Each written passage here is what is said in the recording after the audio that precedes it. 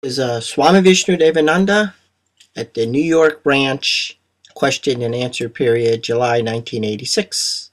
Hari Om Tat Sat. I would check with him every day, good 4 and 5 days after, never check with him. In a while. Okay, he's a while. Yeah, he's like a while. Pasta. Black Panther. He has different nature to all the other cats. They are very independent. When they want, they do what they want. But you cannot make them do what you like. You see? They are the boss. Cat families are boss. They are not the dogs.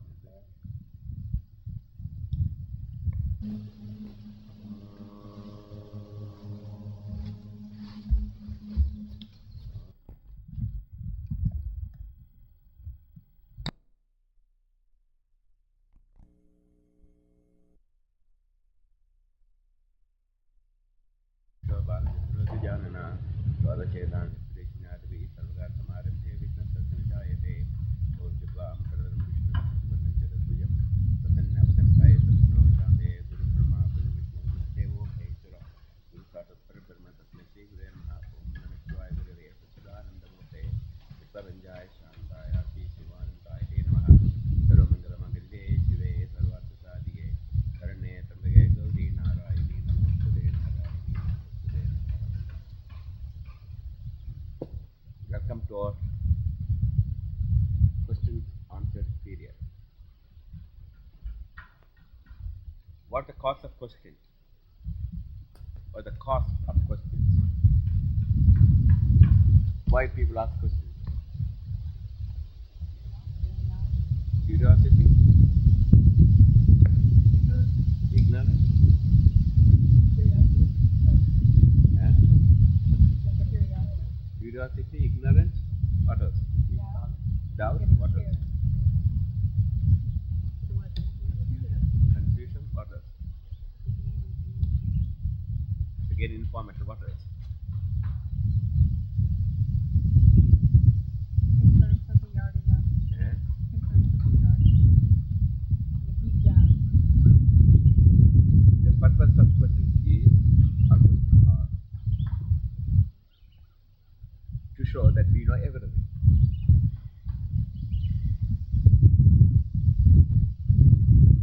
Yet, there are doubts. It's contradictory, is not? We know everything. Yet, we got doubts about we may not know everything. So that's the cause of One Namah Shivaya. You can put master anywhere.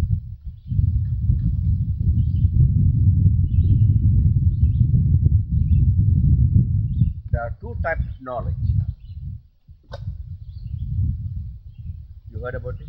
Two types of knowledge. You don't know.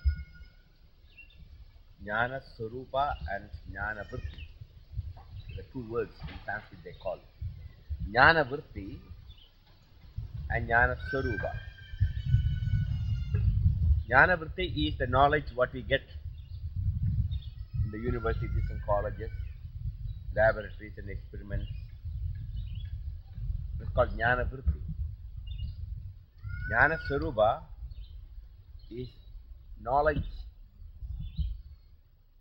that is within. You are that knowledge.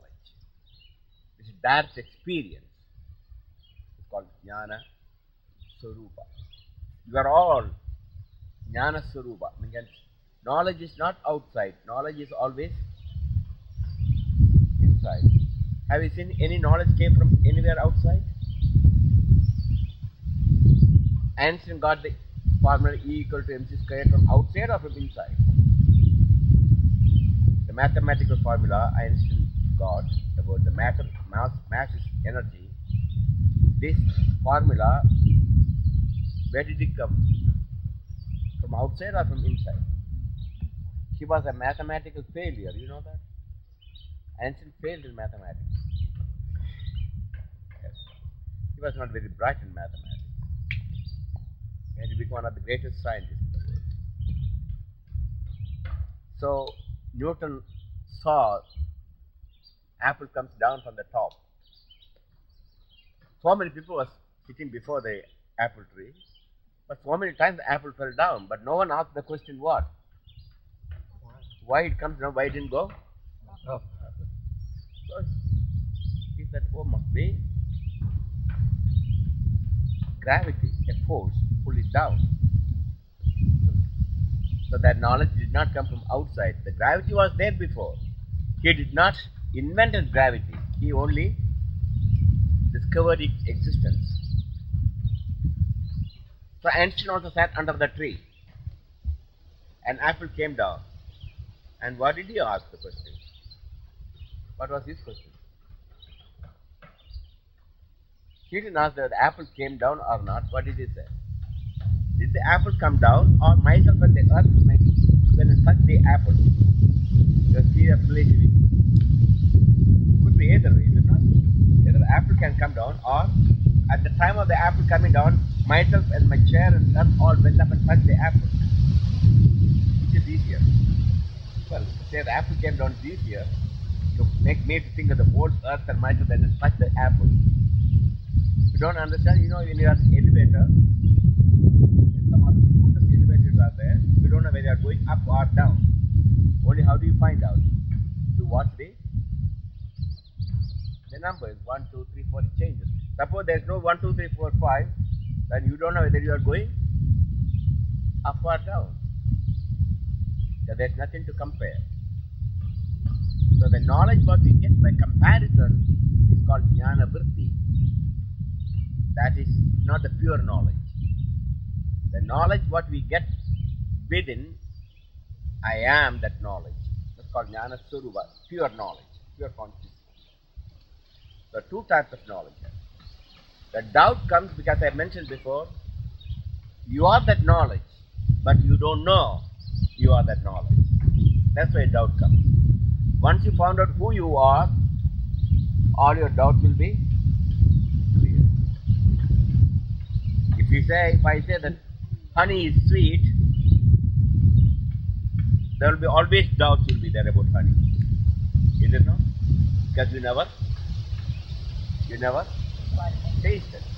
Until you taste, there will be doubt. Doesn't matter how much I explain about the greatness of the honey, how sweet it is and wonderful it is, and all the things I can go on and talk. Intellectually, scientifically, I can explain to you. Still, there will be doubt. Because you never taste not only honey, you never tasted what is sweet. All your life you tasted everything, but not sweet. And if I say, what is sweet? The question is, my answer is, how do you answer? Sweet is? If you never taste sweet, my answer is, please come closer. Because wind is going, I can't stop making my voice loud.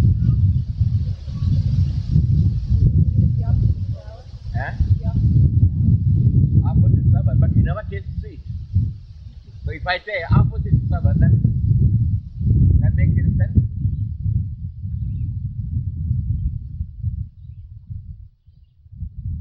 So what?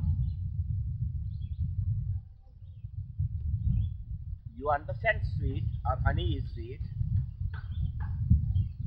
because you tasted sweet before. Suppose you had tasted sweet, any form of sweet. I said honey is sweet, it's just like any other sweet. You get an understanding. Oh yes, I know that. Suppose I am going to talk about color to blind people. They're all PhDs. My subject is red color. And I'm going to talk to all of you PhDs. My subject is red. Question, what is red? It's a color. What's color? What is it? Color is what? Suppose you are talking to some blind man, trying to explain red color or any color. What will you say? Color is? Color.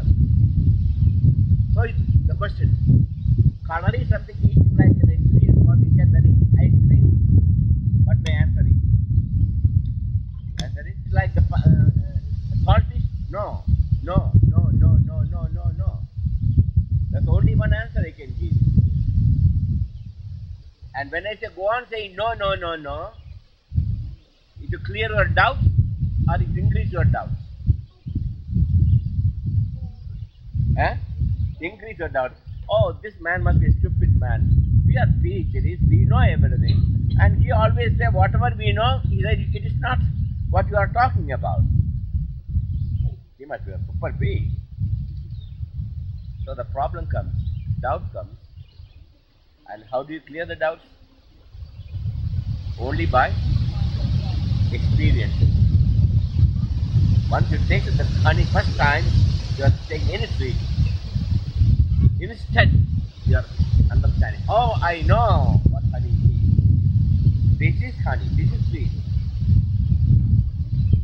Same a man have blindness, blind man, you just give the light, he understands what color it is.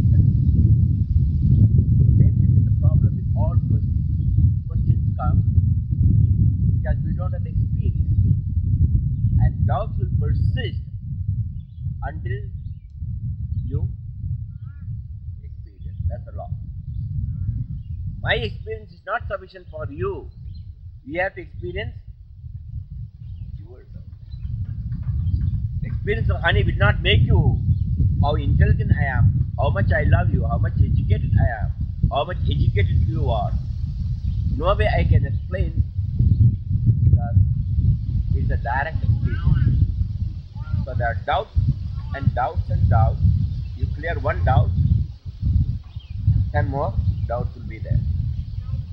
As the proverb says, if you kill one mosquito, 10 more mosquitoes will come for its funeral.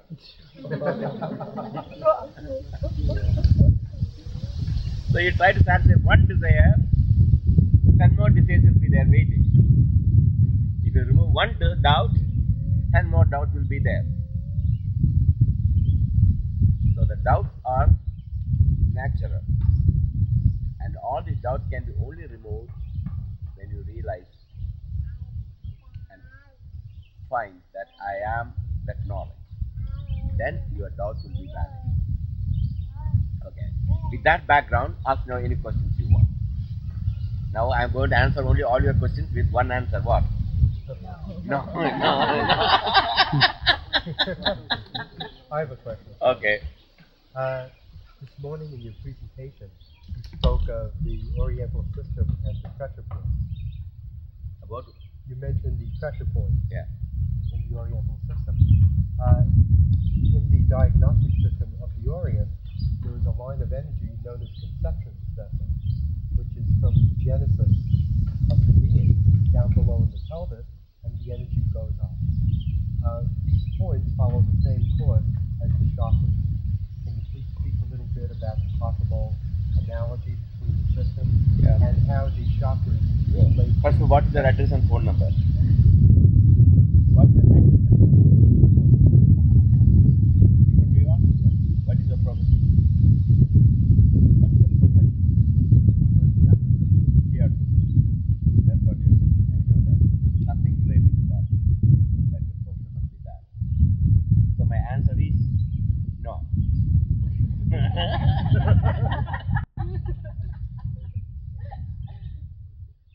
Because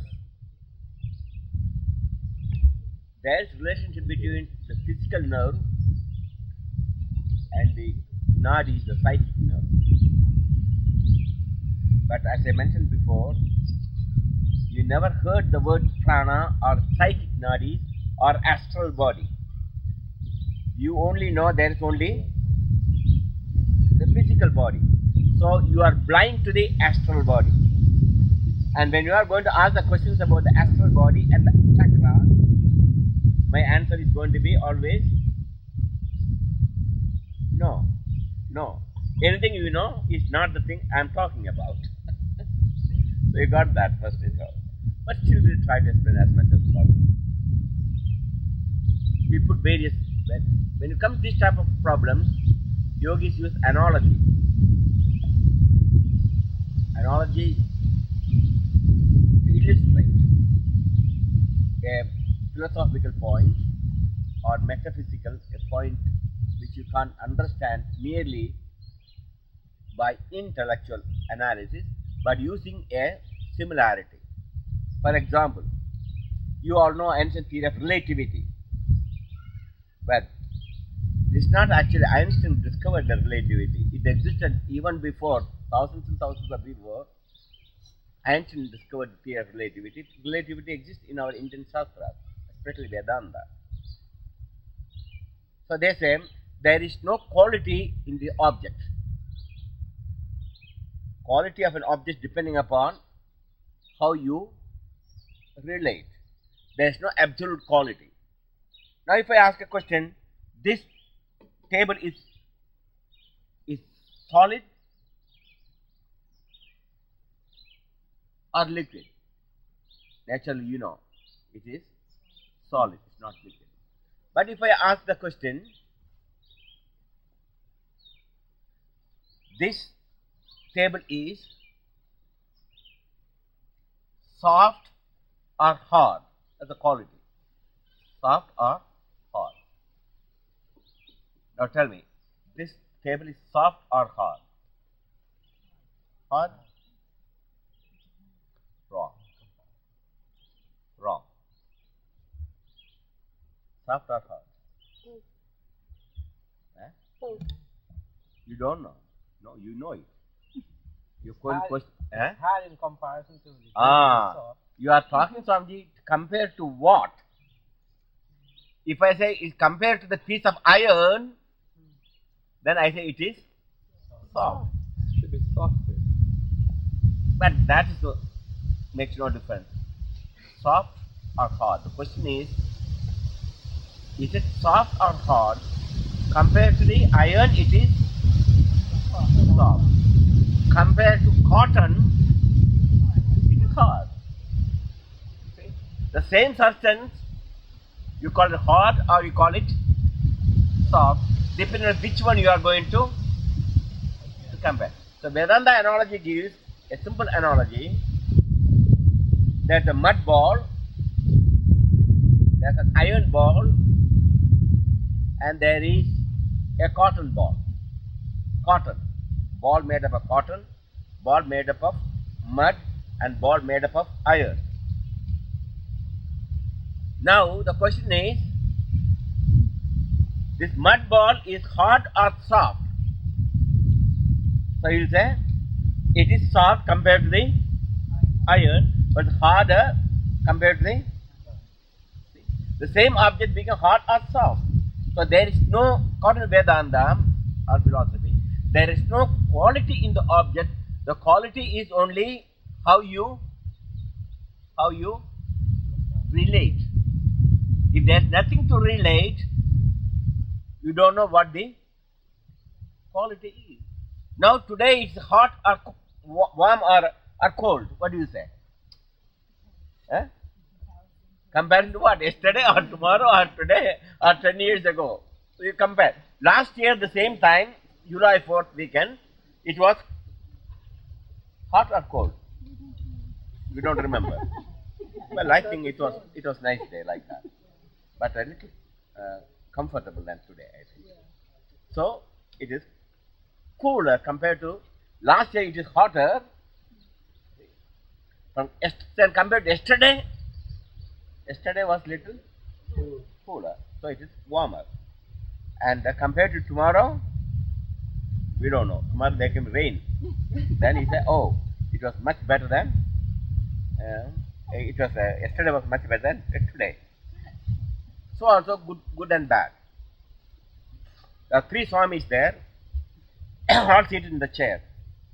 1, 2, 3. The question is, who is a good Swami?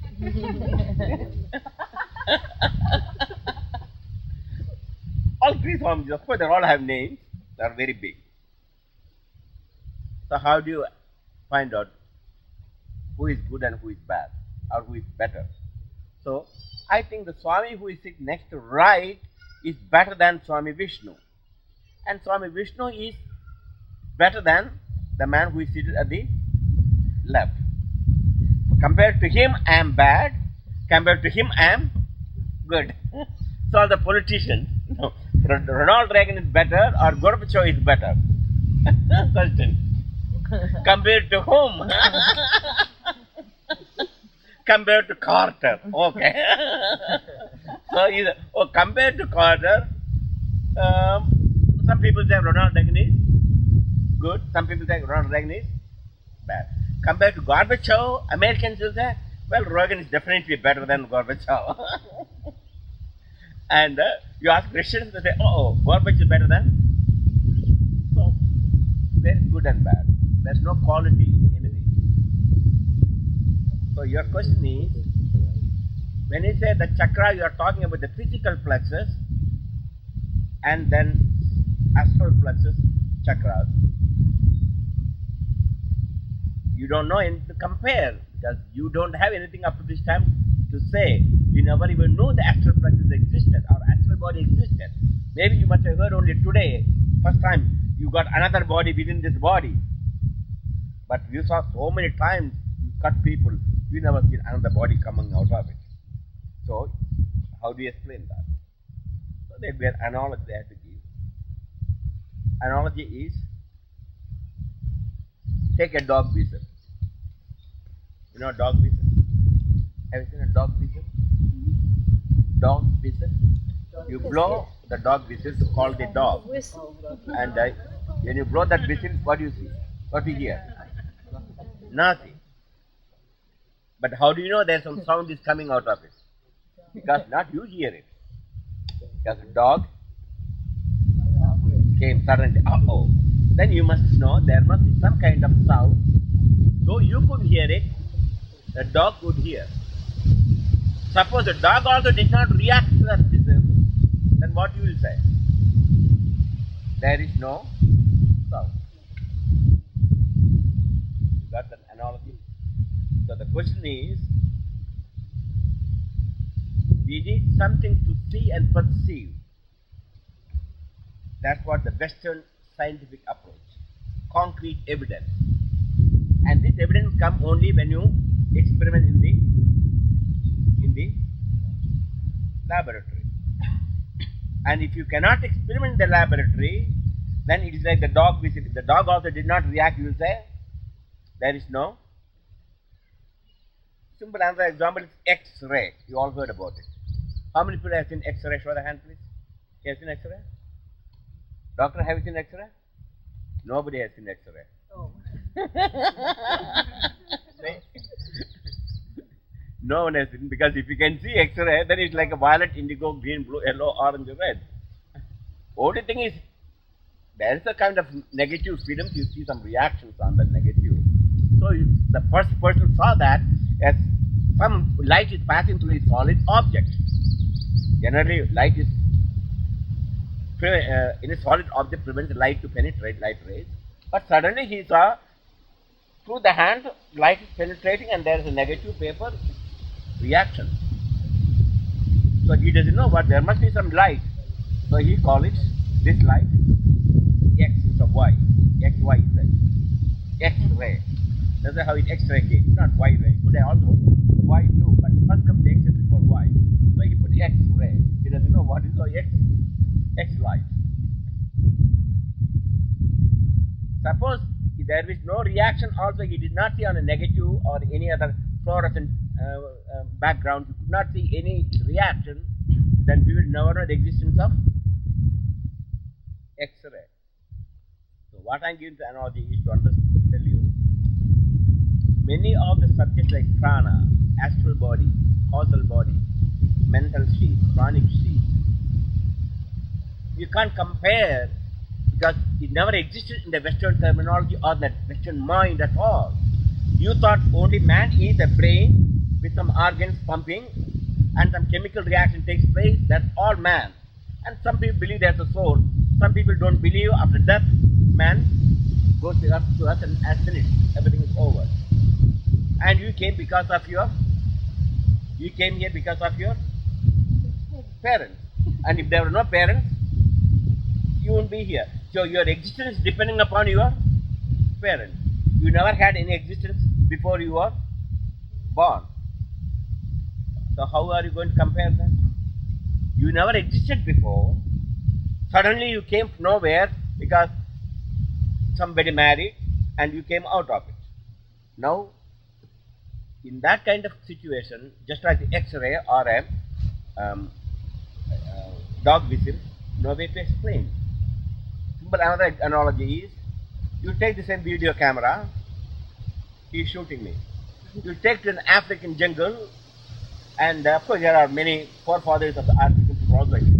But you just go to Africa, they never see, they're still living in the cave life, old primitive way. You use the same video camera and take their pictures and the actions and the talks, and then next minute there you just show in a television. What would they think? Suddenly they could see their face, their talk, their voices coming from a small tiny box. How are you going to explain to them about that? They think it is some kind of magic, voodoo. Must be some great magician you must be. Just put them into a small tiny box and they are able to repeat whatever they just now said. They can clearly see them. It is a miracle. They will never able to understand. Why they don't understand it? You can explain to them. But still they won't understand why. Why? Why? They don't have intellect? Oh no, they do have intellect. Just like you and me. Suppose if you have been kidnapped as a baby and brought up in an African bush jungle, when you see also the video, you will be also, you will be bewildered too. Because you got a systematic education, a background, you understand the technique of electricity, electrons, protons, and you see all the techniques, cameras and negative place and this and that, all the things you learn step by step. So you understand when I say, oh yes, it's nothing, it's just another piece of junk, you call it. You don't even call it miracle. Another piece of junk. Very easy. Simple. Next example is with that. I'll just come to your answer. Just I want to just give you before I answer. Unless you understand with this analogy, you will always have more doubts. So I prefer to have less doubts. Of course, you will have doubts all the time. To have more doubts or less doubts, I prefer to have less doubts than more doubts. Here is water. You got no doubt about it. It is not liquid. Originally it is hydrogen and oxygen. You all know that. Show me please anyone who doesn't understand H2O. I'm sure you all know what that H means, hydrogen, oxygen means. You all know that. Everybody here. I've got no problem. Suppose I'm going to talk about hydrogen, oxygen, and this water is made up of H2O. It's very easy for me to explain to you all and you will understand it without much question. Now the same thing I do in the African jungle again. I took a glass of water. My friend, this is not liquid water. And what it is the question? What is it? It is two gases. What do you mean two gases? It's one type of gas called hydrogen. Okay, please show me hydrogen gas. So I took a test tube. Test tube contains hydrogen. Can you see here? Have you seen hydrogen gas? You can't see it. Okay, look. There is no hydrogen, nothing there. Just an empty. Okay, what is the oxygen? Took another test tube, oxygen. There are two. It contains oxygen. Look. I can prove to you how. I'm going to prove to you. So I brought both the test tube into an open flame and exposed. There was a small tiny explosion and a couple of drops of water came from nowhere. Then what they say, what? My God, you must be a magician. See, he brought water from nowhere. But if I do the same trick on you, I say I'm a great magician. Swami Vishnu-devananda came from the Himalayas. I got this great power. I can convert them from nowhere. I can take and create water. You see my power. He said, oh, come on, stupid, you go, you know all those things. You go back to your cave, you say. You don't dare to teach all those things. And no way I can explain to them that what's the hydrogen molecule, oxygen molecule. It's not they're unintelligent. As also here also people from Africa originally their parents all came from Africa, forefathers. But they understand that without any difficulty. Because they are not they educated same way like you are educated. If you have not educated, there's no way. That's the problem when I say about astral body. Now you understand why it is so long go round over there to talk to answer your question. So now what is an astral body? Just some is there any scientific evidence? Before we couldn't explain properly. But nowadays there are some evidence. Simple example, a patient is wheeled to an operation theatre for a major surgery, heart surgery or open heart surgery. And naturally you don't open a person's chest and expose the heart without putting into what? For what? Anesthesia for what? Why do you put anesthesia? So they can easily open the chest? It's much easier to open the chest. What's the purpose of it? That's the point. To feel no pain. Now the question is, where is pain? Where is pain? In the head. But the head is still there. Still there is white matter and grey matter there in the brain. Still there is cortex there. There's cerebral cortex there. Still there is a right hemisphere, left hemisphere. Still all the motor centers and the sensory centers are there. Everything is intact. All the nerves are intact. Then why there is no pain? Of course, the doctors don't believe there's a mind. Doctors believe only in white matter and grey matter, cortex and the cerebral cortex and all those gyrus and cyrus and ups and downs, the various and so forth. And they believe in all those things. But they never believe. Of course, they know the neurons and the neurons sending transmitting message to one another. Like this is all they know. But they don't know what mind is. They say mind and brain are well. Anyhow, forget about the mind. Let us see. So there is no pain. This you all know that, is it not? So what happened in general anesthesia to stop the pain?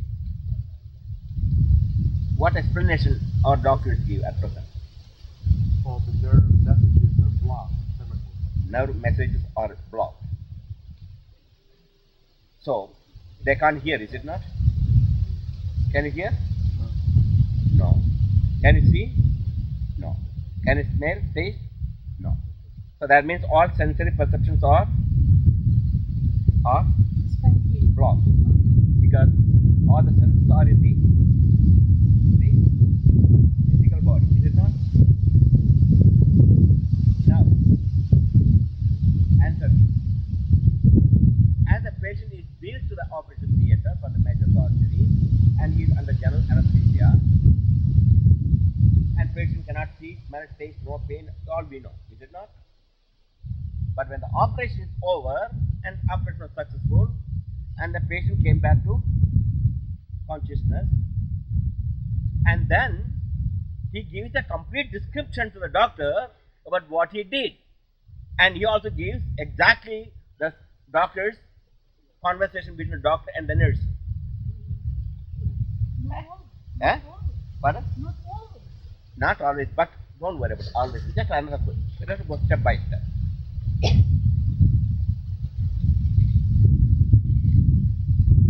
To answer that question, not always. Can you remember your dream always? Whatever you done? Sometime only. Why?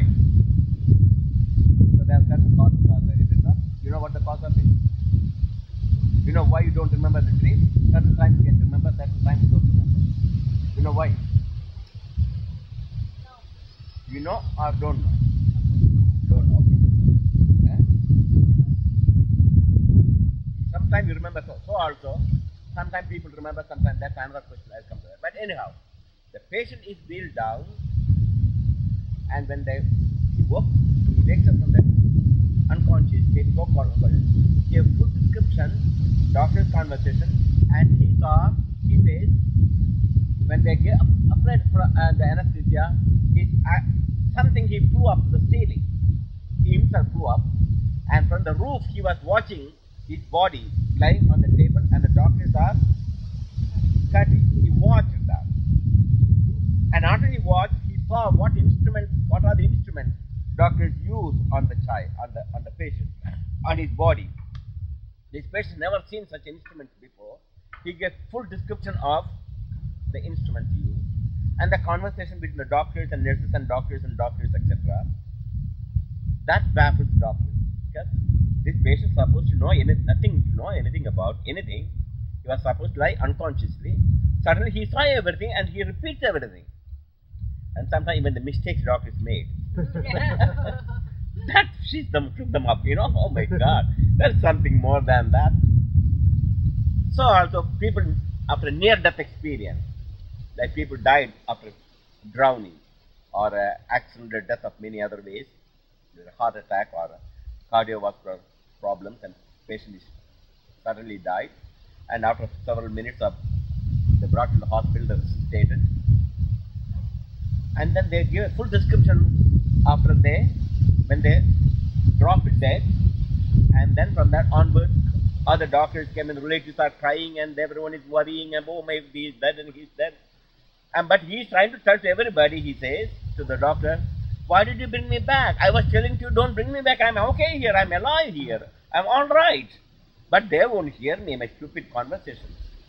And so he was very angry for bringing back to they are not all the people who resuscitated, you ask them invariably, are they happy to come back again?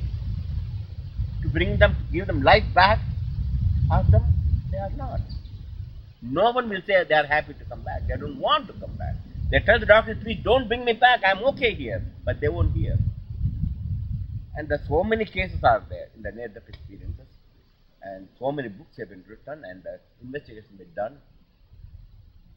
So now, you got a glimpse. Doctors know there is now when they perform operations, they won't talk. Because they will say, patient will hear. They are very much afraid now. They won't open their mouth.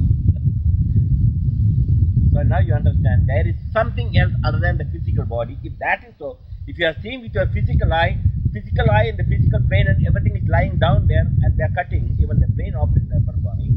But the person sees and hears and analyzes, able to recognize the people who what they talk, they can rationalize. So there must be some other mechanism, not the visible mechanism. So that's the first thing to understand, to give a background to understand chakra.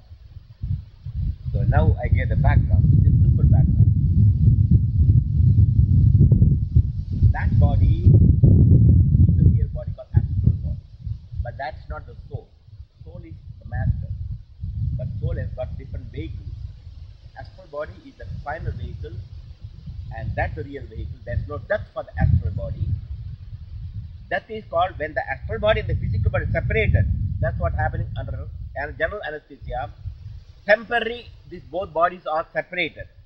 Okay, the pain is not in the physical body. Pain is in the astral body. Sensation in the astral body. All the experience are in the astral body. Your memories are in the astral body. But when you are alive, the physical body and astral body are joined together with one sheath called pranamaya kosha or vital sheath, which I mentioned this morning. And this pranamaya kosha and the physical body is connected with a wire or a cord. When the cord snaps permanently, death takes place. You can't bring physical body and astral body together. In the general anesthesia, the cord is intact, but astral body is separated. That's why there's no feeling or pain until the astral body comes back and again joins. This also happens in the near-death experience when they resuscitate the person after death.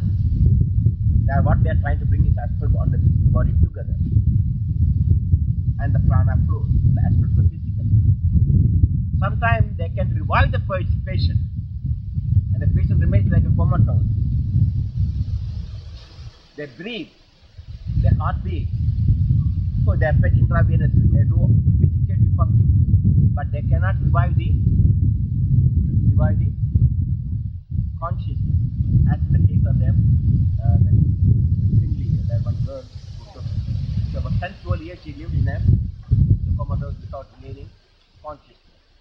Also another woman, one row, that insulin, the German, one row, she's still alive. That lady who's been overdose of insulin, diabetic shock, and the one who the husband must have given that person story again. He's acquitted anyhow.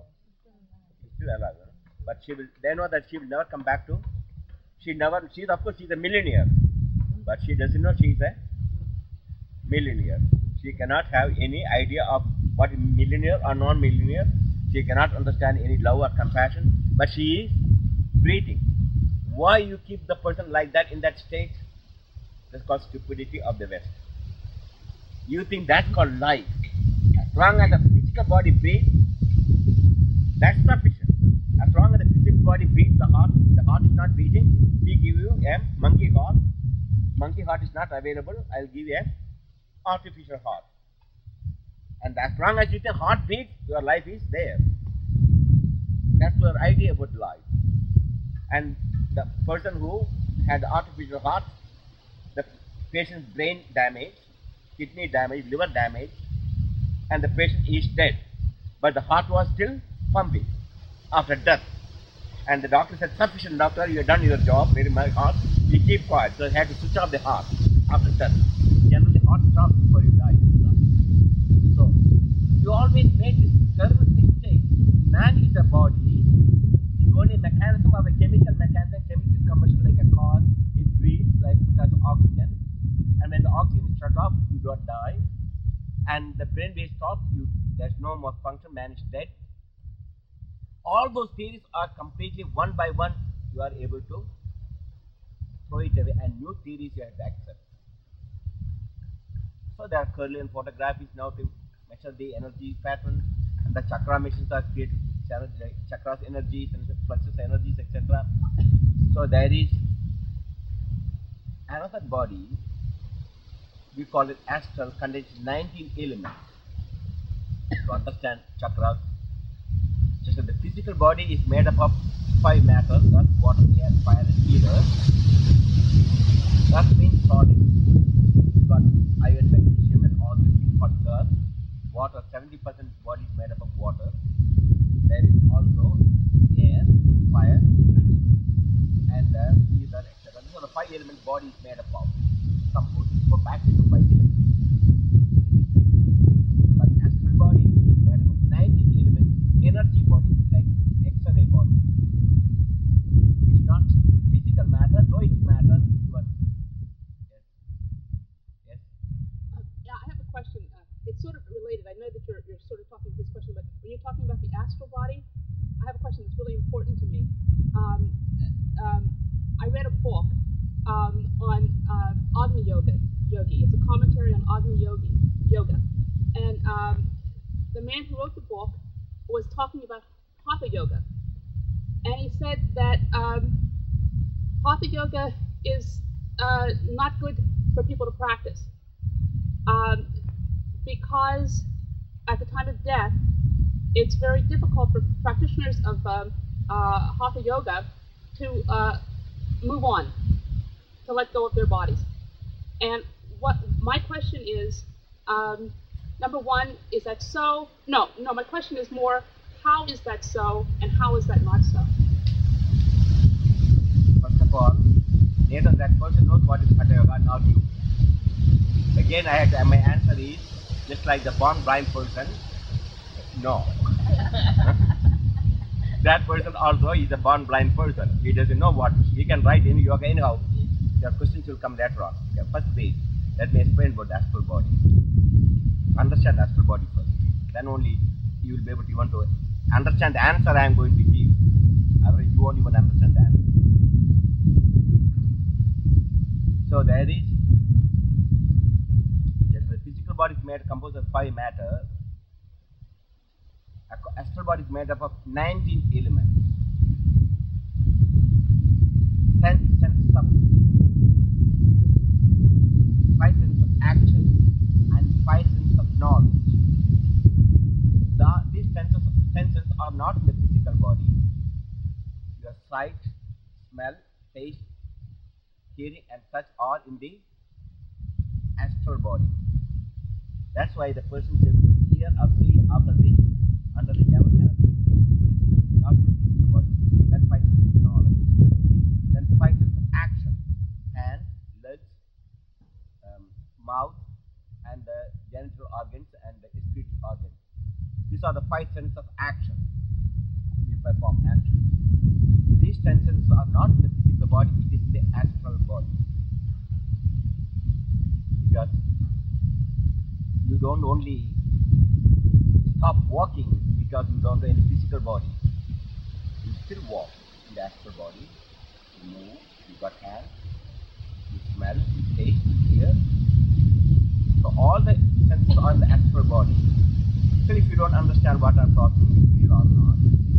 But the physical organ, a person had some pain in the toe, in the thumb. They amputated the thumb to remove the pain. The pain is gone now, is it not? There's no more thumb. There's no more pain. The pain is caused from the thumb. So cut the thumb out, no more pain, is it not? So what happened to the pain? What happened to the pain? No. Till the person feels the pain in the same spot, though there are no fingers, no toe, no thumb. How do you explain that? Doctors say, oh, the phantom pain, just maybe imagination. It's imagination. Well, everything is imagination. Wife is not imagination. Husband is not imagination. You saw a girl walking on the street, suddenly so many girls were walking, but one girl suddenly twisted something in her brain. Honey, I love you. Without you, I can't live. You have to marry me, otherwise I'm going to commit suicide. Oh, don't do that stupid thing. Then you must marry me. All right, I will do, but tell me how much you got. I got a couple of $1 million. All right, oh, something twisted in her brain. Oh, I can get me more than the breakfast and the so forth and so forth. That's not imagination. Suddenly, she became your wife. Then they only exist in your mind. That's imagination. She's still an independent person. And today, as soon as you got married, honey, I'll bring you flowers every day and bow before you. And I'll repeat the mantra, I love you, honey, I love you, honey. And after the honeymoon is over, there are flying saucers in the kitchen. And so, I love you, honey. The new mantra is go to hell, honey. And before she said, I will sacrifice everything for you, now she wants to sacrifice her. The person is the same person. So what is that? It's all imagination. So people say, oh, that's only phantom pain, just imagine it. So also, love, heartbreak, not a physical heart is not broken. The person's heart is still beating, but suppose you love somebody and she ran away with somebody else, what a terrible shock for you, what a painful condition it is. Just imagine it, oh, that's just a phantom pain. But doesn't matter, phantom or not, it is very painful. So what? So their idea of phantom pain, just put a word. Many times doctors do that stupid word, when they don't able to recognize or analyze a subject, they call it allergy. Well, finished. That means they found out the answer for all your problems. Allergy. So these type of things are, so it's not phantom pain. There a physical thumb has got a counterpart, astral thumb. And because the astral thumb, the physical thumb came, not the other way around. Not you got a physical thumb, you got an astral thumb. It's the other way around. The energy body, the first body, according to the energy pattern, your hands and legs are all created. And that's one of the, just to explain, take that for the palm history. I'm not trying to teach you palm history. There are lines in our hands. You all know. Show me anyone who never had any lines in the hand. The purpose of those lines. You ask any doctors, have you found any answer? Any answer? Why? Oh, maybe some, because it's got wrinkles. Oh, maybe because you hold your hand, it's got wrinkles. That's what? There is no answer for that by the doctor. But anyhow, you look at different hands, there are basic lines, heart line, head line, life line, face line. This common lines you can see in almost every hand in different ways. I'm not talking teaching. Take, for example, I got lifeline in both my left hand and right hand. Left hand lifeline is broken here at the age of 40, 45. It's not continuing. I mean, my life energy will stop. Flow of my life energy to the physical body must stop. This is all flow of energy pattern in the body, in the astral body, which shows this line. So this line must stop. My life flow will stop with this body. But in the right hand is the present life. This is also broken exactly at the same time, but somehow that is joined to the fate line. That's the center one. You don't know what fate, but this matter. You can see one branch is going and connected to the fate and trying to hold the life by fate. And then the branch, very faded branch is coming out and formed an island. That period of the island, I will be in a very bad shape. Also, death should take place at this time. It did take place. I was practically dead in a car accident exactly at the time where the was broken in the Spain, Madhya. I was dead, and then they brought me to hospital, the resuscitator. And that pattern is seen here, because my life will continue after death in a very difficult way. I suffered quite a lot, and but it was in another dimension most of the time I had to live. That's the physical dimension. And now, the second accident I had, when I came from the Himalayas, I was in a cave. I had frostbite, and they bring him back.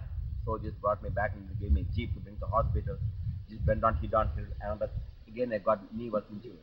Again, I'm not an astrologist. Again, astrological signs. I'm a Capricorn. Capricorn always has a problem with the knee. The first accident, the knee cap was cracked. It took 2 years, and the pain was terrible. Then I could sit slowly built up my. The second accident again. Now I could bend my legs before. Just only for last month or so, I just bending my legs. Still there's pain, terrible pain after some time.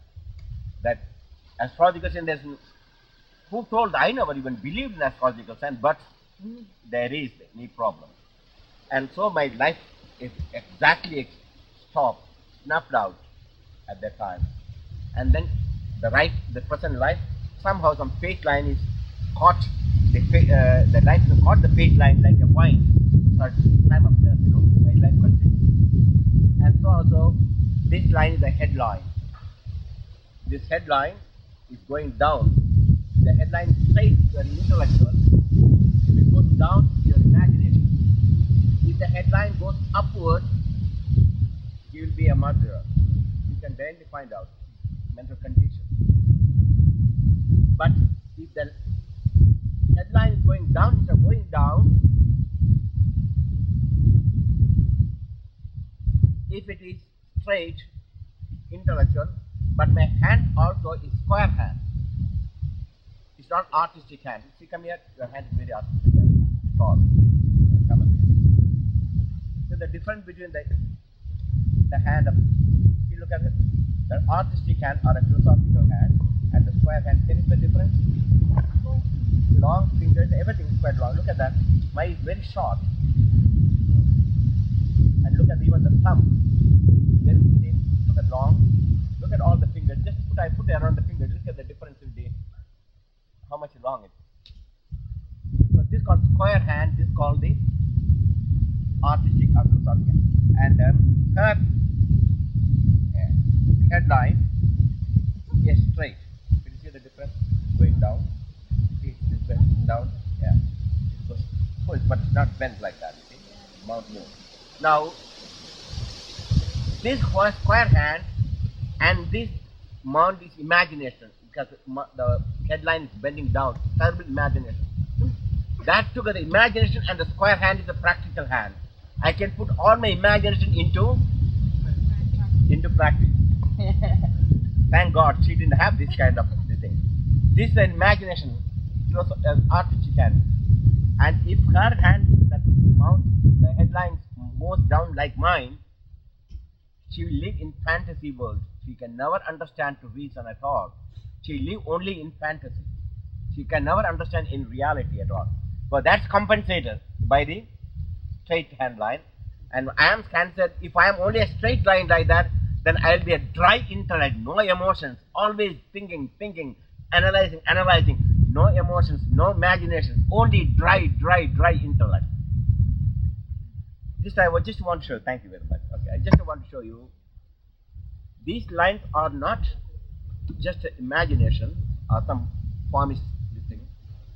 This line comes from energy pattern, shows the energy pattern of your astral body, and that lifetime became getting stronger and stronger now. After the second accident, the lifeline, my health is improving now, much better than when I was the first accident. You see? And so the line is getting stronger, and the island is slowly disappearing. Not still. As long as the island is there, I will still have so many problems will be there physically. But I control, and because the faith is, so I do my asana and pranayama. I try to keep it all this under control. Same thing. Not only your things, hands and the mouth, etc. Different things are there. So in patients in India, there are people just like Swami. They read your face, and face will show you what type of energy flow in your system, your character, so forth. For example, look at the eyebrows are joined together, is it not? And my eyebrows are joined together. That means I am very hot-tempered.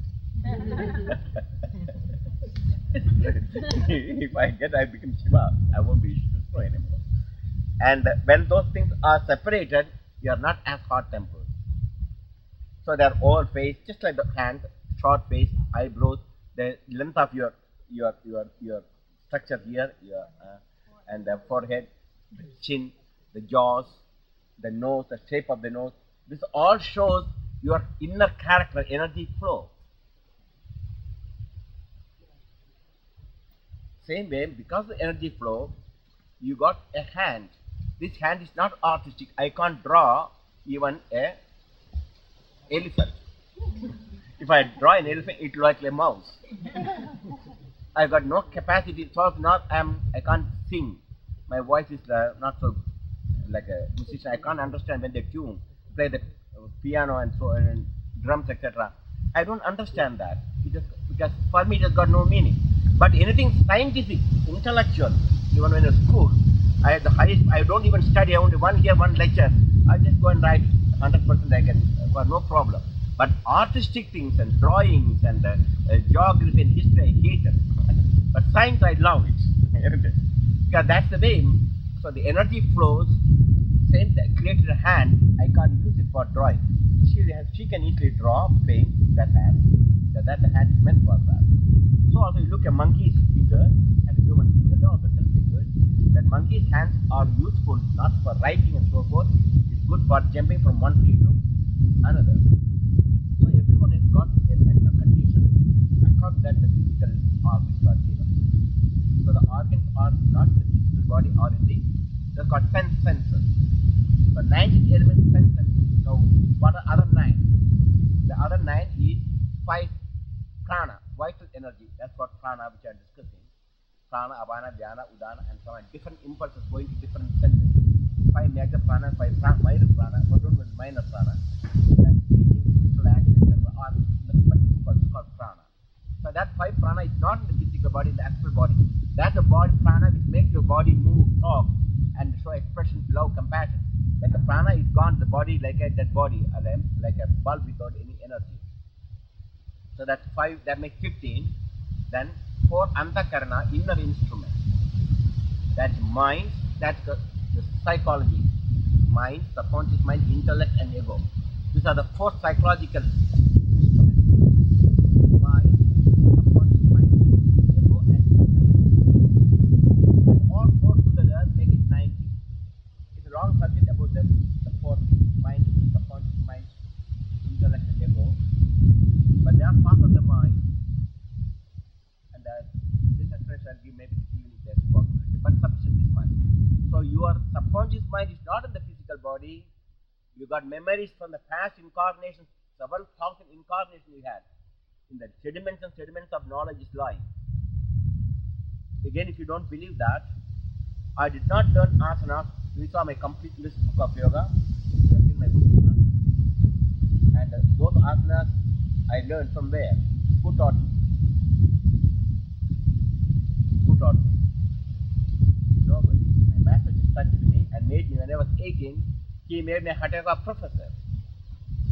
Teacher, I said, I don't know anything about it. Don't worry, everything will come to you. He touched me. And from the subconscious memory suddenly came everything, my past knowledge. I knew what the asana, pranayama, bandhas, mudras, everything.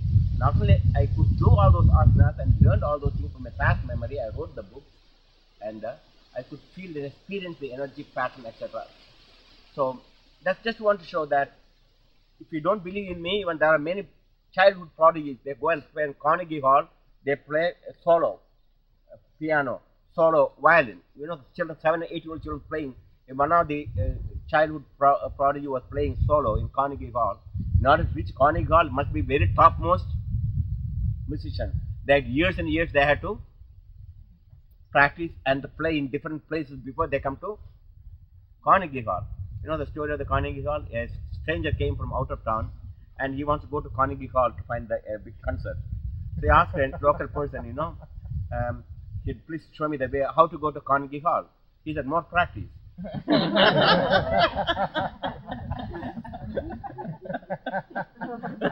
More practice, that's the only way you can go to Carnegie. But this child did not have any practice, no education, no one taught him, and he is able to play.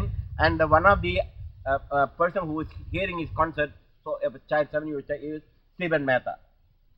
He was hearing as an audience. Where did he get this? Oh, God gave him special gift. He must be in the past incarnation. He was a very highly advanced thing. He did not reach the very topmost. So in this, for the very childhood, he is able to remember that and he is able to play. I don't have any memory of any, because I am not an artist. I don't have anything in my subconscious mind. So I couldn't do anything with the art. That's not my line. But science, maybe I must have followed scientific field. So easy for me to understand scientific fields. So also what you are having, this knowledge of coming to yoga camp, it's not accident. Unless you had this experience in the past, some kind of feeling, you won't come for this yoga vacation and this type of yoga type of hearing. You see? So it's not the first time you are coming, you have had these experiences. You want to know more about it. That's why questions come, like this type of questions. So now you understand all the 19 elements, 10 senses, 5 prana and 4 mental instruments. That makes 90. So after death, that means you have all the facilities what you are doing. Not only all the facilities and faculties, more facilities and more faculties than what you can do now. Because you are more free from the physical dimension or 3 dimension. You can move because the astral body is an energy body. It's powered by your thought. If you want something to eat, just think like in a dream, it will come to you. You want to wear a clothes, because you also want to wear some clothes there too. You are always want to be naked in astral body too. So you get a clothes for that thing. And anything want you to come according to your thought. But many people did not develop the thoughts. They think concrete. They only think the card is only important, the credit card, American Express. They believe in the American Express. After death, they are in a very miserable state. Because they think everything must be some concrete, the card, etc. So they have to go to school to learn everything. Here you don't need a credit card. You can get anything as you want by your thinking. So they have to learn how to use their thought. You already learn what you are learning. They have to go and learn like an ABCD game. Going like a President Reagan or Gorbachev. When they arrive there, they believe only the physical power and there are lots and lots of problems. They have to go to start learning. They got schools there. There are mental hospitals. Many people like drug addicts that die, they come here. They're completely mentally, prana is completely in a horrible vibration. There are people waiting to receive these people and put them into sleep because they can't just take their life afterwards. For years and years they have to put them to sleep. And suddenly a person is blown up like in airlines, Air India or in a bomb explosion, the body been shattered into pieces. Within a second the physical body disappears. And they arrive, they cannot even go to astral dimension. They stay in the earthbound spirits, like ghosts or spirits, for a long time, unless their relatives do special prayer for them to get released. They're called earthbound spirits. You call ghosts or spirits. People who commit suicide, etc. Their physical cheek has been torn off, but they stay in earthbound state. They see, they talk, but no one can understand them. They come and stay around us. Their relatives and friends. We have psychic visions, you can see many of you have your dead relatives are standing near you and trying to hear what you are doing, and they try to communicate, but you don't hear unless through a medium. Sometimes they manifest. So the astral body is the body. Because of the nature of the astral body, you got a physical body. So that energy pattern astral body shows your line, your hand, how type of hand you are going to have, what type of body, short body, tall body, thin body, and then also even the facial expressions, your eyebrows, even the hair pattern, which way the hair is going to fall. Some people hair falls on the right, some people hair falls on the left, some people it's curly, it goes there. Others you have to it's straight.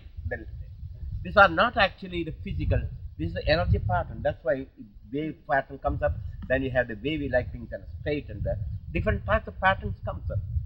So your physical body is the projection of the astral body. That I established now. So we all have an astral body, everybody. The next question is,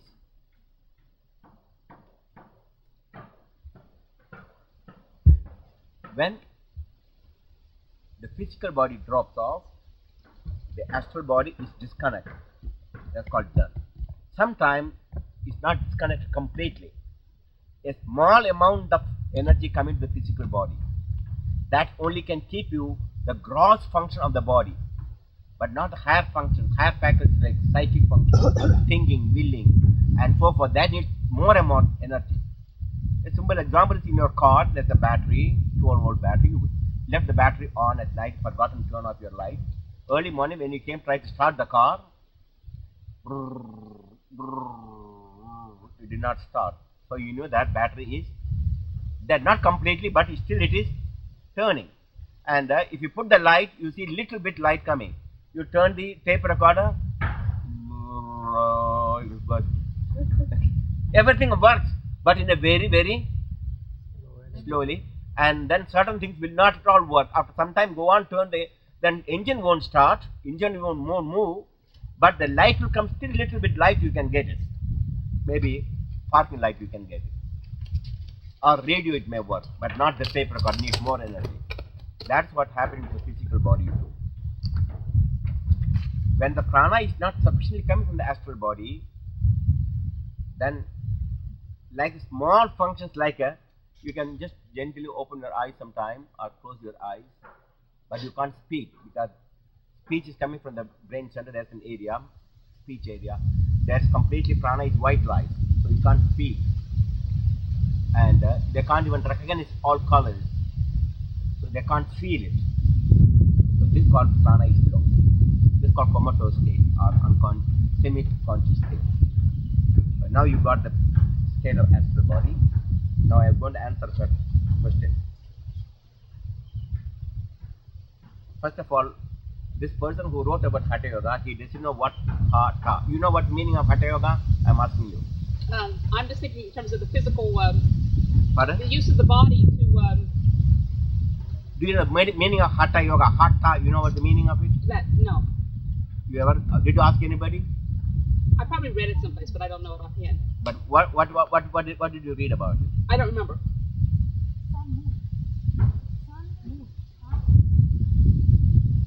Ha is a mantra. Tha is a bija mantra. Told. Ka represents sun. It's not a sun. Tha is moon. It's not a moon.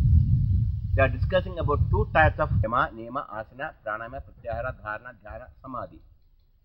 And for that you have to read Hatha Yoga Pradipya. It is Raja Yoga. Raja Yoga has got several family members. Mantra Yoga, Kundalini Yoga, Hatha Yoga, Lay Yoga. They are all Ashtanga Yoga or 8-limbed Yoga or Raja Yoga. They are one and the same. When you try to control the breath, your prana, we are not talking the physical breath, that impulse, you are able to stop the mental waves. That's called Hatha Yoga. So the person who wrote about Hatha Yoga, Agni Yoga, or whatever it is, he is as stupid, he doesn't know ABCD of Hatha Yoga, nor he knows the meaning of Hatha Yoga. How can he just say? And then it's just like talking to a blind man about color. If I try to talk to him, he is a blind man. He doesn't know it. He never experienced the Hatha Yoga. He never experienced energy pattern. He never experienced any of the chakras and so forth. Then how am I going to talk to him? Oh, he can write anything you want, and there are many stupid comments because they always believe because someone wrote some book. So there are so many difficulties in the situation.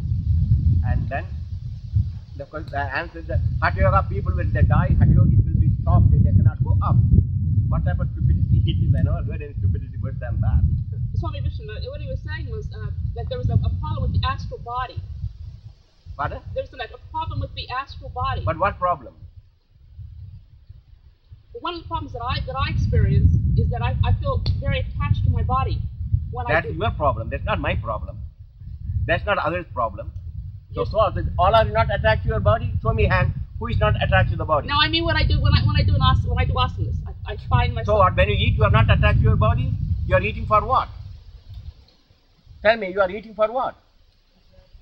So preserve your body. You are breathing for what? You are attached to your body. Yeah. What for you are doing all those things? Eating, drinking, smoking, and going pressure, dancing for what? You are attached to the body. Otherwise, you would dance. That's called renunciation. We are not attached. I went for I'm not talking egoistic, I flew over Berlin Wall. Everyone is afraid to go from west to east. They always try to escape from east to west. I flew west to east informing. If you want, you can shoot me, I'm not afraid. And they didn't shoot me, I brought flowers to them. I'm not afraid. So also I flew over the Suez Canal, Israelis came to shoot me down, Egyptians came to shoot me down. They said, the Israelis, if you don't turn back, we are going to shoot you down. I said, many people died in the name of war. 2 people died in the name of peace. If you want, you can shoot us down. I am not going to turn back. An Israeli plane came very close to me, and I threw a marigold flower and threw at him, Israeli father. I was not afraid. So there's no attachment. What you call attachment is your ignorance. Because you think body you are. Your Hatha Yoga teaches body is different. There's a vehicle, physical vehicle, astral vehicle. And when you are not using the physical vehicle, you will be using astral vehicle. And physical body drops off, astral body you are using it. And the person who talks about and you are not understanding what to say.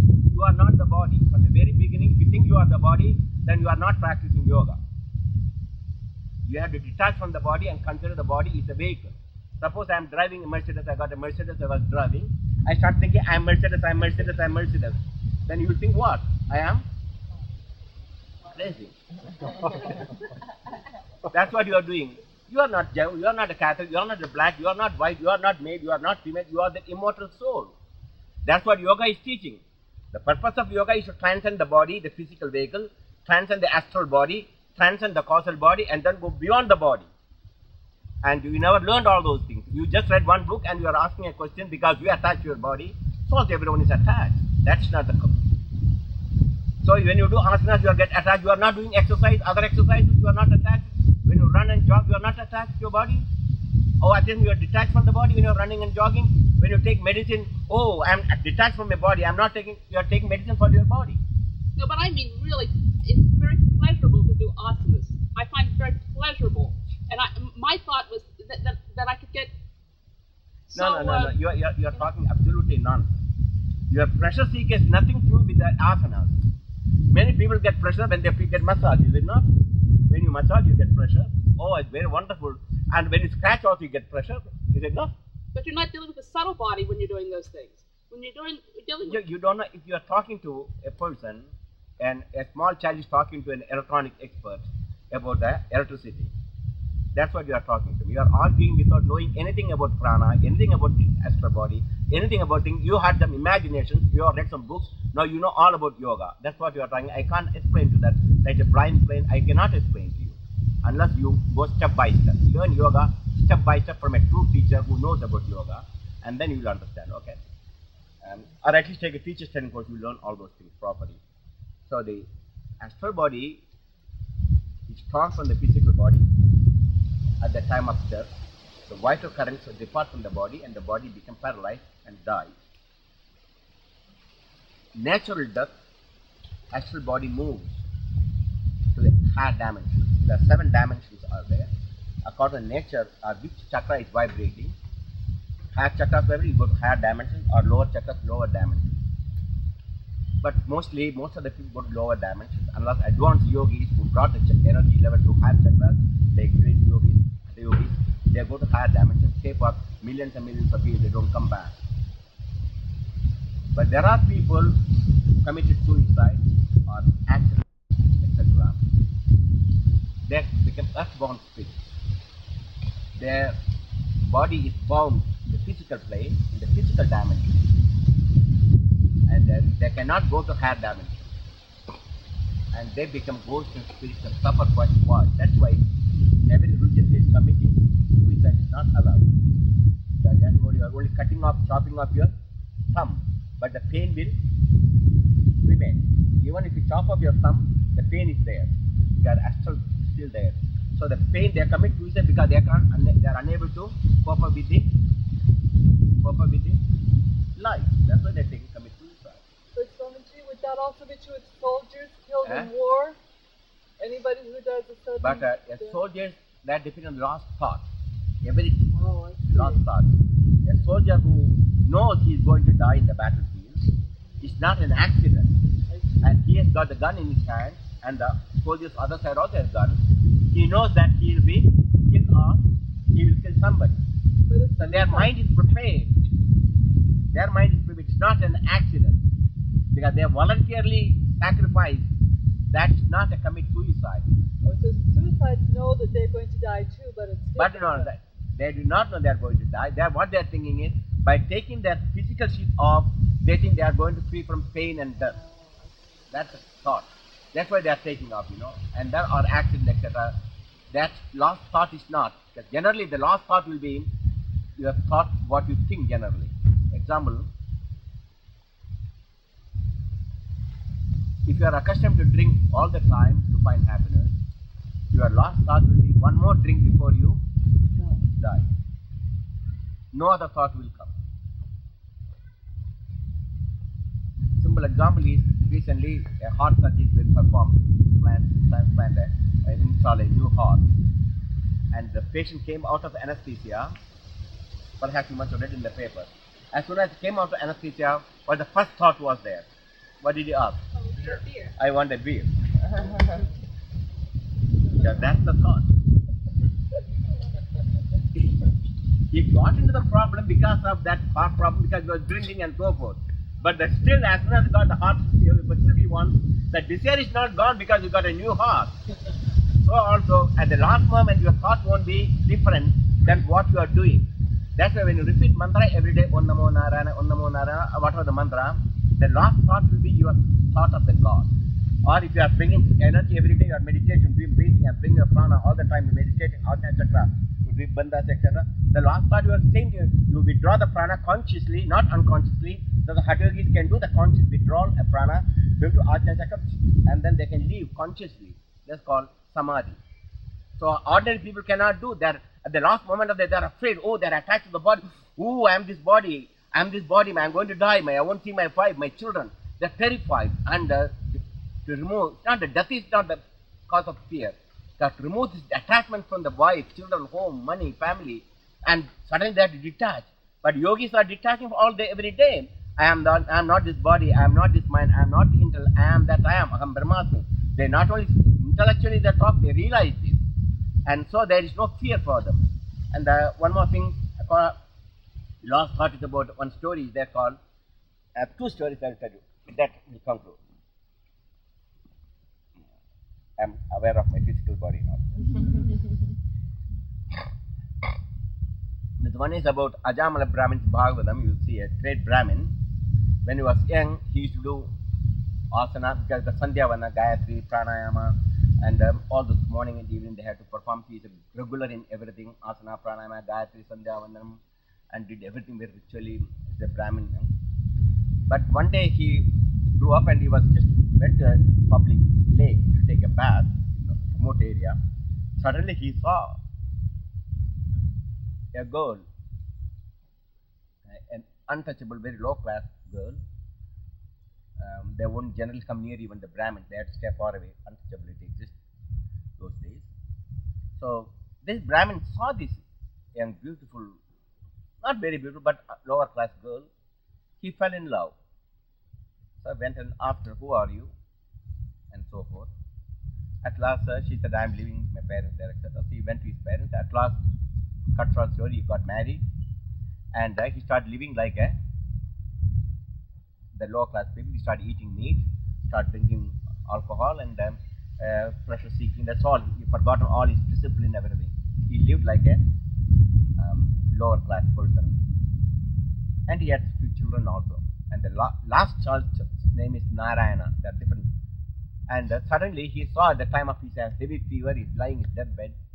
He saw the astral entities came in to cut down his cord from the physical to astral and to take them away. According to our mythology, you will be taken to Chitragupta, where you got Agashik record, you look good and bad. And according to that, they will send you, okay, you go to there, you go to hell, you go to heaven, or you go to this plane, that plane. Agashik record.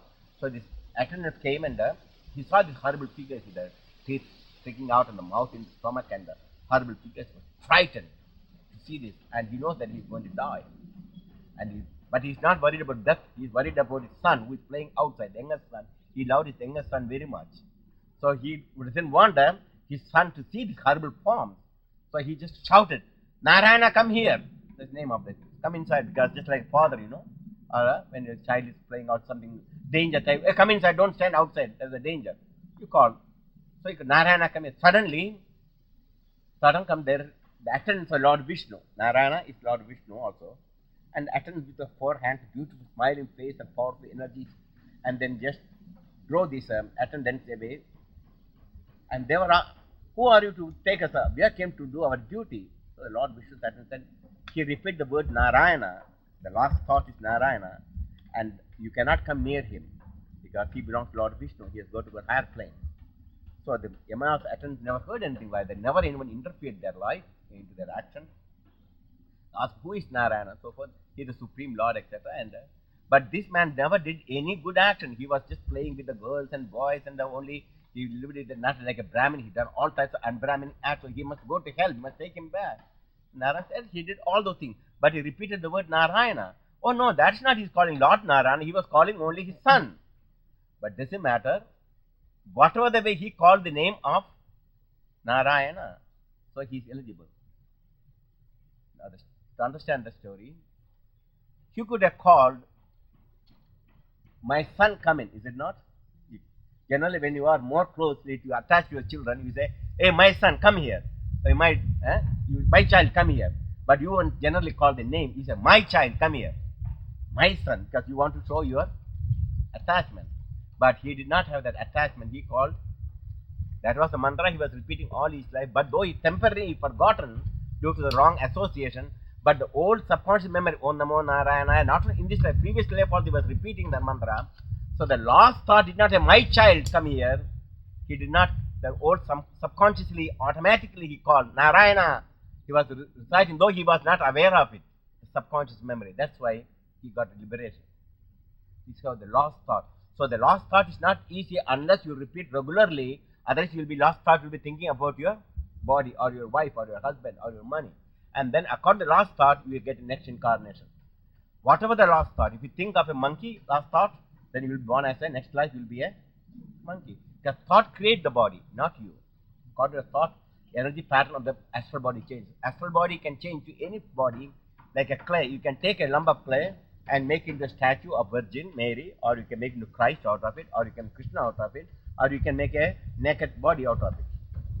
But same clay, same the mind can create, the thought can change that astral body vibration. According to the nature of the last thought, your vibration will change, and then you get a body. You create your own physical body.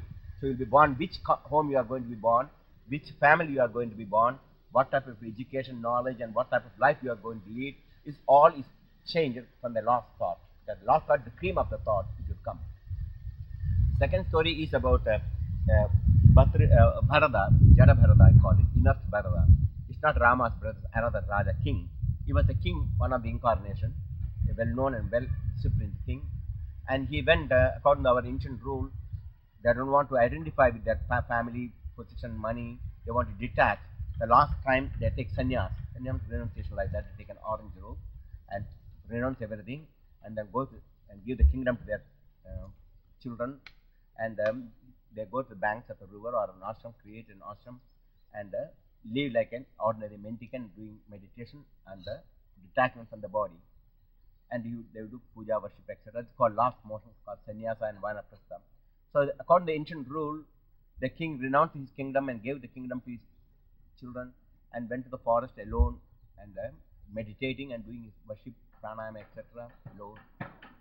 And one day he went to take bath in the river, and as he's taking the bath, he saw a female deer came to drink water. As you can see here also the deers, they come to drink water. And she was fully pregnant. And she was drinking the water. Nearby there was a tiger, sound of the tiger came. And she was terrified, because she knew the tiger is not far away. She jumped into the running water, and due to the fear she also dropped her newborn cub, baby, deer baby. And the deer baby has been washed by the current, and she ran and swam across the river and then escaped from there. And as the deer baby fell down, coming down to water, and where the king was taking the bath, he saw this whole incident, and then he immediately took the deer baby, one to protect, just like any other person. You also will do. You saw a deer baby a few days ago. Shankaranji was walking, and there's a deer baby, and mother left because they saw her. People left the baby and ran, but they didn't touch the baby, thank God. If they touched it, the mother won't come in, and afterward mother come and took the baby away. So he took the baby because no one will be there to protect this baby, so took to his ashram, and he started feeding him, and the baby thought he's his mother, etc. And he was told he will get attached to the deer baby, and deer baby attached to the, and a mutual relationship started coming. Though he renounced the kingdom, now he's attached to the baby, and the baby grew up, and then he will sit near when the king is meditating. The deer baby will come and sit next to him, and when he does offer prasad, etc., baby will come and also eat prasad and flowers. Like, come on, keep it. So this way his attention is moved away from meditation, full meditation, half thinking of the, and somehow he's not there, he's meditating. The deer baby is eating grass outside the hut, he will think, oh my God, he's alone there. Maybe some tiger may be coming there. He'll be thinking of the deer baby, and then instead of meditating, he'll be thinking of that. This way his mind has been diverted to, and then he was lying the deathbed, and suddenly he knew that his deer baby did not come on that day. He fever.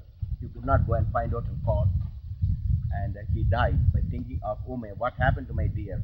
And I don't know what happened, maybe killed or still alive, God knows. With that thought he died. The story goes, because of the last thought, though he was an advanced king, very highly evolved, but the last thought of that attachment, he got a deer baby body next life. But he remembered about the past because of his good action. A portion of the memory came, oh my God, I did what a foolish thing. I renounced my whole kingdom, but I was attached to a small deer baby and lost and got in this. So I have to take up this, carry on this karma of this body. So he somehow went alone and lived like a deer body, and then dropped the deer body of that incarnation. Next incarnation, he was born as a Brahmin, in the Brahmin family, as the last child of a Brahmin family. And father died when he was young, and the child was brought up by the younger brother. And but this boy could remember his two previous births. He could remember as a deer before he was a king. In this life, no, I will not fall into the trap. I will only think of the Atman, not to any. I will not get attached to anything. So from the very childhood, you start thinking Atmically, and only as remember of the Atman, meditating on the Atman. So he won't even wash, he won't do pranayama, he won't do any other Brahminic art. It's not because he is stupid or illiterate, because he knows that he is able to concentrate all the time on the self. No more attachment to the body. But people thought he's a dumb and deaf. Oh, he's not doing anything. He eats and just keep his eyes closed all the time. So his brother thought, my God, he's no use of talking to my brother. He won't understand anything. Because the eldest brother, father died. So he gave a job. There are lots of wheat fields. So he gave a stick. Come on, stay in the wheat field and keep the crows away. Okay, for me, no problem. So he'll sit meditating and sit the crow, and the crow comes. Just say. And he was so happy because you're all alone. No one is disturbing, in the middle of the wheat field, And he has got no complaint, no talk, no motion, acted as a dumb and deaf, and he won't understand anything if you talk something. Though he knows, he pretended that he didn't know anything about it, you see. And as he was living like that, there was a bandits, outlaws, lived in the forest. And the outlaw, the king of the outlaws, he prayed to Mother Kali, that's the deity. They said, if your mother Kali, if I have a child, I will offer a human sacrifice for you. And he had a child.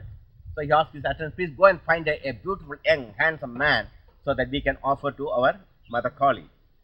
And so attendants of the robbers coming and looking in the various villages. And in the middle of the wheat field, there was a strong young man was seated. And he's young and healthy and no complaint and no talk. So they bound him. He won't complain also that also. They took him to the master. And they were so pleased to give such a beautiful animal they are going to sacrifice. Healthy, or no muscular. All is much pleased with this type of sacrifice. So they brought and they gave him the first time they gave him a good bath before the sacrifice, and they gave him new clothes, etc. And they put garlands and so forth and put candle paste and made him very healthy and beautiful. And they brought him the sumptuous meal, of course, they give before the sacrifice. He ate the first time a very sumptuous meal. He had everything, you know.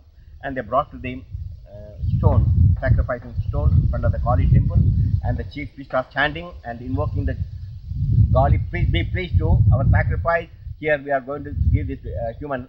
And he took the sword and about to chop off the head of this. The energy coming from this, because he is touching the whole universe. He is not identifying any human being or any. He is only identifying the whole universe. I am that I am. Aham Brahmasmi. I am in you, you are in me. He cannot distinguish from one thing from another, good and bad, tall and short. He is completely merged in that experience. The energy is so powerful, even the Kali could not take that energy.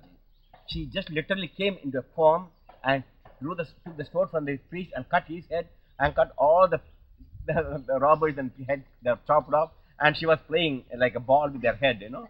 And Jadapada looked at it, just proceeded, and without any talk, that's also play for him. He just walked away. As he was coming down, with that of this, he still have the new clothes. First he ever had a new clothes and the garlands. He didn't change anything, you know. And there's another king or the person kingdom called Rahuna. He's going to get initiation from a teacher. And so naturally, in olden days, they were carried in palanquin by the soldiers, carrying on palanquin. And soldiers, their friend and bad bodyguards, etc. And one of the soldiers is limping. He's got like knee problem. So he started limping, you know. And so the surgeons want to find a new person to replace him. And he's looking everywhere. And at that time he saw Jadapada is coming with a beautiful new clothes and still happy and smiling and so repeating some word, no, whatever he doesn't understand. Anyhow, this man must be really good for, he's very strong, the right person to replace him. So hey, come here, carry on this thing. He has got no complaint. He knew that once upon he was the king, people carried him. Now he's karma here to carry, so he put that. And still he is repeating some kind of word they can't understand. But they are also compassionate. And on the way he was carrying the palanquin with the other soldiers, there was a group of ant colony was moving. He doesn't want to put the step over them, you know. So what he did, he put a long leap over that, and then pulling the palanquin and every other